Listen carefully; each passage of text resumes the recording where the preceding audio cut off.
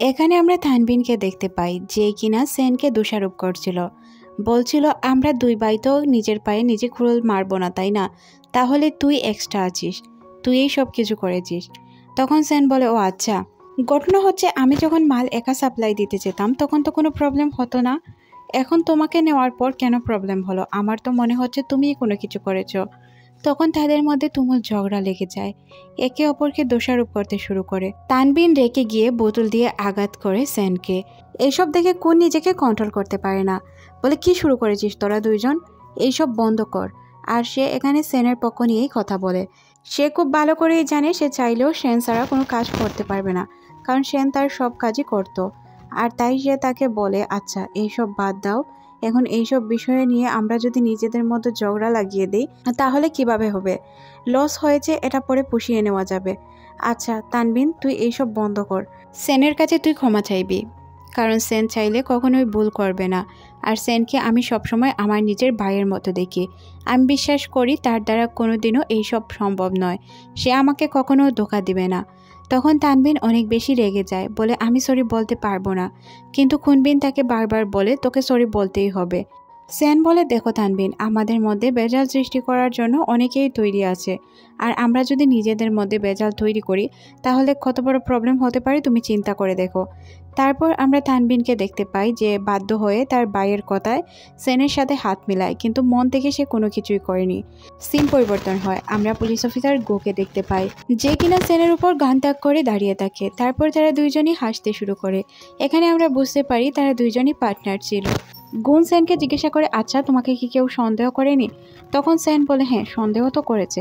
এই বিষয়টা দামাচাপা দিতে আমার অনেক কষ্ট হয়েছে। তারপরেও সবচেয়ে বড় কথা হচ্ছে আমরা প্ল্যানে সাকসেসফুল। তাদের প্ল্যান যে সাকসেসফুল হয়নি এটাই তো আমাদের জন্য অনেক বেশি।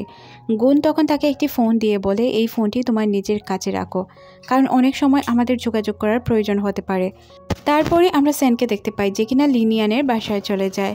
লিনিয়ান দরজা খুলে দেখতে পায় সেনকে। সেন তখন বলে, আমি কি ভিতরে আসতে পারি?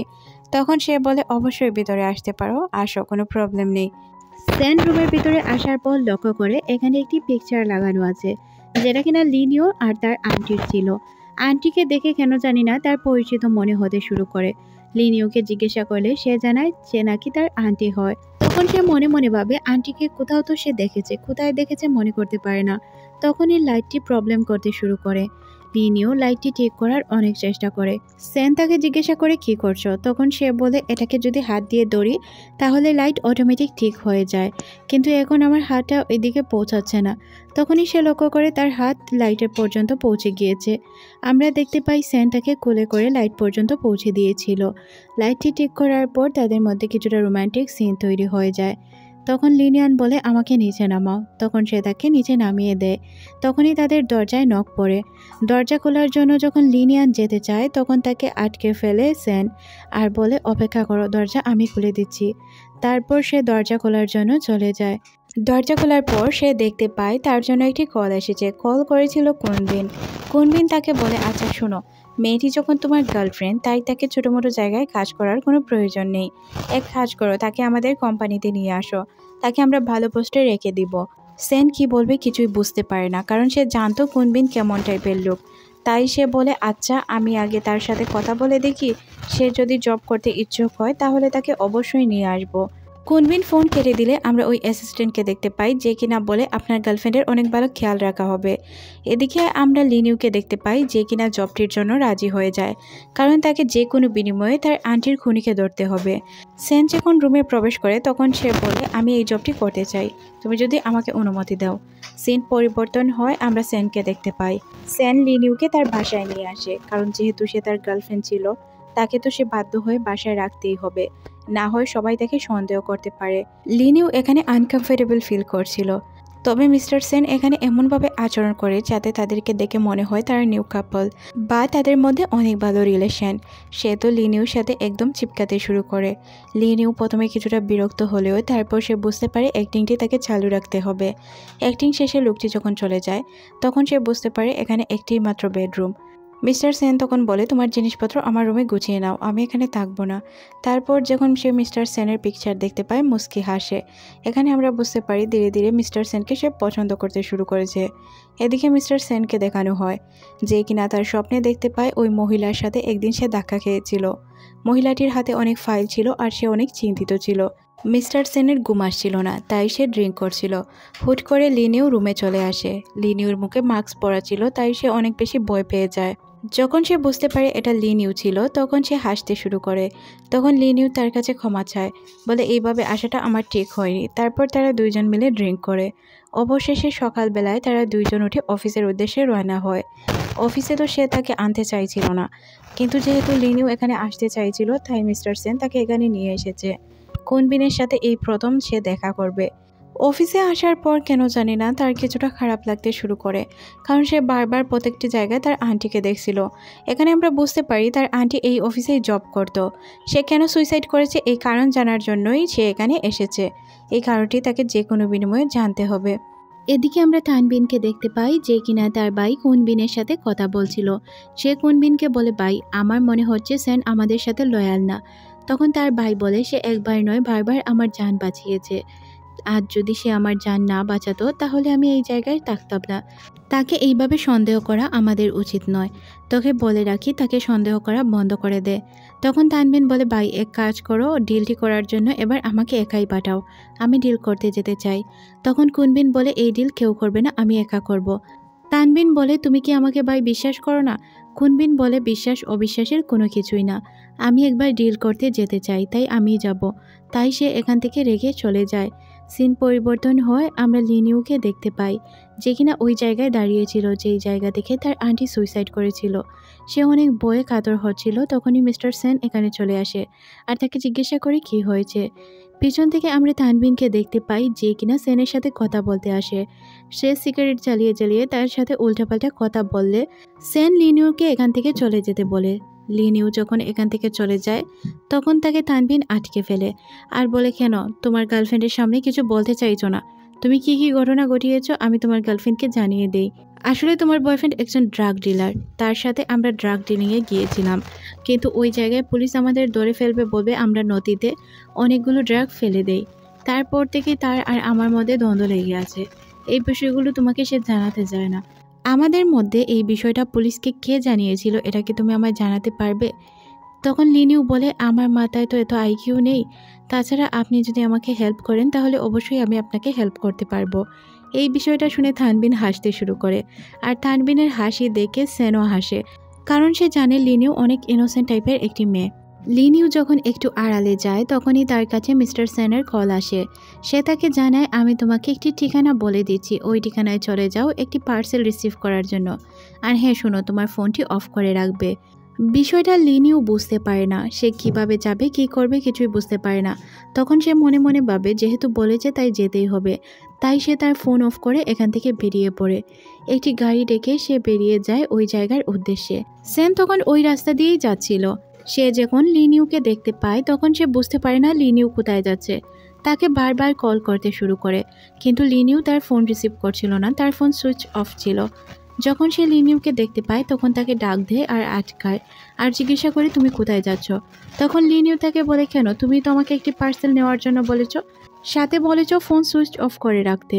তখন সে বুঝতে পারে ঘটনাটি সে নয় তানবিন ঘটিয়েছে। তাই সে তাকে বলে, আচ্ছা চলো, আমি বুঝতে পেরেছি ঘটনা কি, আমি তোমাকে এমন কোনো কল করিনি। তারপর সে তাকে গাড়ি করে বাসার সামনে নিয়ে যায় আর বলে, তুমি যাও, তুমি গিয়ে রেস্ট করো, তোমার সাথে আমি পরে কথা বলবো, আগে আমি একটু তানবিনের সাথে কথা বলে আসি। তখন সে তাকে বারবার বলে যে না, তানবিনের সাথে ঝামেলা করার প্রয়োজন নেই। তখন মিস্টার সেন বলে, দেখো এইসব বিষয়ে তোমাকে কথা বলতে হবে না, আমি কি করব না করব আমি অবশ্যই বুঝে শুনে করব, তাই তুমি তোমার বাসায় চলে যাও। তারপর সে গাড়ি নিয়ে বেরিয়ে পড়ে। লিনিও খুব ভালোভাবেই বুঝতে পারে সে তানবিনের সাথে ঝামেলা করার জন্যই গিয়েছে। কি করবে সে কিছুই বুঝতে পারে না। এখানে আমরা মিস্টার সেনকে দেখতে পাই যে কিনা তানবিনকে গিয়েই মারতে শুরু করে। তাকে জিজ্ঞাসা করে, তুই এমনটা কেন শুরু করেছিস? তুই আমার কাছ থেকে কী চাস আগে খুলে বল, তারপর তোকে আমি বুঝে নিব। তানবিন বলে, আমি কিছুই চাই না। তুই আমাদের বিজনেসে ক্ষতি করার চেষ্টা করেছিস, তার উপর দিয়ে আমার ভাইয়ের সাথে সম্পর্ক নষ্ট করার চেষ্টা করছিস। তখন আমরা দেখতে পাই তারা একে অপরকে খুব বাজেভাবেই মারে। এখানে সেন অনেক বেশি রেগে গিয়েছিল, যেহেতু সে পুলিশ অফিসার তাই তার সাথে তেমন পেরে ওঠে না তানবিন। তানবিন গুন্ডা হলেও তার মায়ের স্কিল অনেক খারাপ ছিল। এখানে একে অপরের সাথে তারা তুমুল ঝগড়া মারামারিতে মেতে ওঠে। এখানে তাদের ট্যাং নামের একটি লোক ছিল, ট্যাং তাদেরকে চাইলেও আটকাতে পারে না। তখনই এখানে আমরা দেখতে পাই আরও কিছু লোক চলে আসে। এখানে সেনও অনেক বেশি মার খায়, কারণ লাস্ট পর্যন্ত অনেক লোক চলে আসায় সেন মার খেতে শুরু করে। তারপর সেনও রিপিট তাদেরকে মারে। সেন যখন তাদেরকে মারছিল তখন তাদের মধ্যে আমরা দেখতে পাই সে বারবার বলছিল তার গার্লফ্রেন্ডকে সে কেড়ে নিবে। এখানে আমরা বুঝতে পারি তানবিনের ইরাদা অনেক খারাপ ছিল। সে কাউকেই হ্যাপি থাকতে দেখতে পারতো না। সে তার ভাইয়ের সাথেও ছিল সম্পত্তির জন্য। তখনই এখানে আমরা খুনবিন আর তার ওয়াইফকে আসতে দেখি। আমরা বুঝতে পারি তাদেরকে লিনিও নিয়ে এসেছিল। এখানে খুনবিন আসার পর তাদের দুইজনকেই বলে এখন মারামারি কর।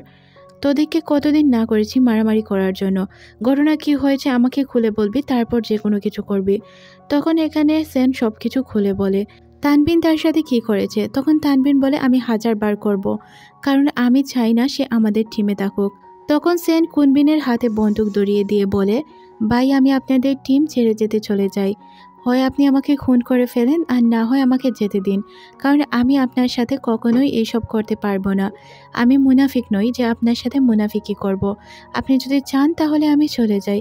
একথা বলে সে লিনিউকে নিয়ে এখান থেকে চলে যেতে চায়। লিনিউকে নিয়ে সে যখন চলে যাচ্ছিল তখন আমরা দেখতে পাই তাদের উপর গুলি করে তানবিন। তানবিনের গুলি করা দেখে কুনবিন তাকে আটকায় আর বলে এইসব বাদ দে, সে আমার ভাইয়ের মতো, সবসময় আমাকে হেল্প করেছে, আমাকে বাঁচিয়েছে, তুই এইসব কেন শুরু করেছিস। তারপর তানবিন এখান থেকে রেগে চলে যায় আর কুনবিন তার গানটাকে ফেরত দিয়ে বলে দেখো তুমি আমার ভাইয়ের মতো, তোমাকে আমি সবসময় নিজের ভাই হিসাবে দেখি, তুমি আমার কোম্পানি ছেড়ে যেতে পারো না, তুমি আমার সাথে সবসময় কাজ করবে। তারপর তারা এখান থেকে চলে যায়। লিনিউ আর মিস্টার সেনের দিকে তাকানো দেখে মিস্টার সেন তাকে জিজ্ঞাসা করে তুমি কি ভয় পেয়েছো। লিনিউ সত্যি অনেক ভয় পেয়েছিল, তাই সে কোনো কথা বলতে পারে না। মিস্টার সেন তাকে নিয়ে বাসায় চলে যায়। বাসায় যাওয়ার পর সেন যেহেতু অনেক ব্যথা পেয়েছিল সে তাকে মলম লাগাতে শুরু করে। মলম লাগানোর এক পর্যায়ে সে তার পুরনো আঘাতগুলো দেখতে পায় আর জিজ্ঞাসা করে তোমার কি ব্যথা লাগে না।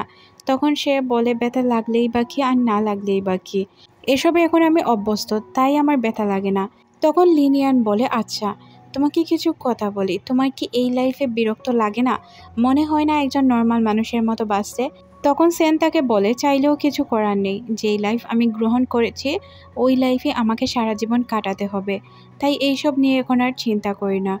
লিনিউ তখন বলে নিজের চিন্তা না করো, যারা তোমাকে ভালোবাসে তাদের চিন্তা করে তো নিজের সম্পর্কে ভাবতে পারো তাই না। তখন তার চোখ মুখ দেখে মনে হচ্ছিল সে অনেক কিছু বলতে চায়, তবে বলে আচ্ছা অনেক রাত হয়েছে আমি আমার রুমে যেতে চাই।